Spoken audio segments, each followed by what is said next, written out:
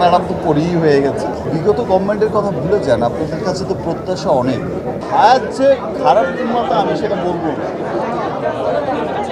হায়াত অনেক ভালো নির্মাতা, অনেক ভালো নির্মাতা, ও অনেক ট্যালেন্টেড একটা।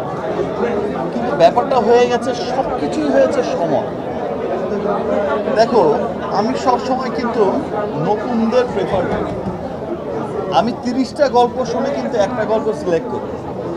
আমি অনেক গল্প শুনি, সারা বছর শুনি, তারপর একটা গল্প সিলেক্ট করি। আমি যেটা শুনি সেটা রং থাকে না।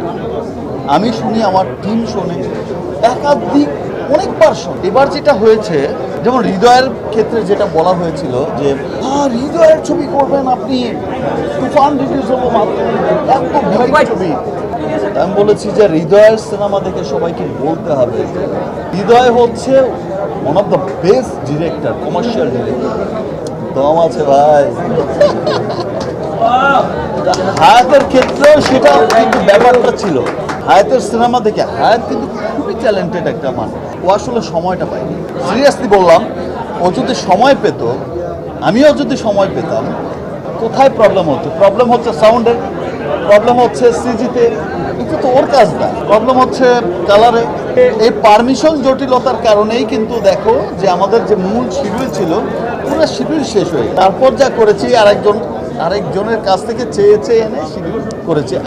আমরা ডিটেলিং আসলে শুট করতে পারি, সময় হায়াত তো ফাটিয়ে দেবে। আমি হায়াতকে দেখেছি, আমি আমার কাছ থেকে দেখেছি, অনেক ভালো ছেলে, ট্যালেন্টেড একটা। এটা আমরাই বুঝে গেছি। আমার প্রথম কোনো সিনেমা যেটার আমার শ্যুট করতে হয়েছে ঈদের আগের দিন পর্যন্ত, গান শ্যুট করতে হয়েছে। এই যে ম্যাডামের সাথে গান শ্যুট করতে হয়েছে, ঈদের মাত্র বাকি একদিন, গান রিলিজ হবে কি এইভাবেই। মানে এইরকমভাবে শ্যুট করতে হয়েছে। তারপরে এই যে ম্যাডামের সাথে সিনেমা পরিগান করছে, এই পরিগানের সময় হলো কি হয়েছে যে ভাই একদিনে কিন্তু এক শিফটে গান নামাতে হবে। কারণটা কি? টাইম তো নেই, গান তো রিলিজ তো করতে হবে। তো একদিনের গানও ম্যাডামের গান তো ম্যাডাম তো পরেই হয়ে গেছে। ব্যক্তি শাকিব খান, তারকা শাকিব খানকে শুধু একটা কথাই বলে যে আই লাভ। এবং আমি আমার দেশের শাকিব খানকে